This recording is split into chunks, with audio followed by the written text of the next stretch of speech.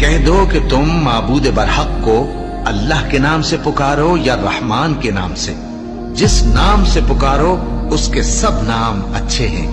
اور نماز نہ بلند آواز سے پڑھو اور نہ آہستہ، بلکہ اس کے بیچ کا طریقہ اختیار کرو، اور کہو کہ سب تعریف اللہ ہی کو ہے، جس نے نہ تو کسی کو بیٹا بنایا ہے اور نہ اس کی بادشاہی میں کوئی شریک ہے، اور نہ اس وجہ سے کہ وہ عاجز و ناتواں ہے کوئی اس کا مددگار ہے، اور اس کو بڑا جان کر اس کی بڑائی کرتے رہو۔ کہہ دو کہ تم معبود برحق کو اللہ کے نام سے پکارو یا رحمان کے نام سے، جس نام سے پکارو اس کے سب نام اچھے ہیں، اور نماز نہ بلند آواز سے پڑھو اور نہ آہستہ، بلکہ اس کے بیچ کا طریقہ اختیار کرو،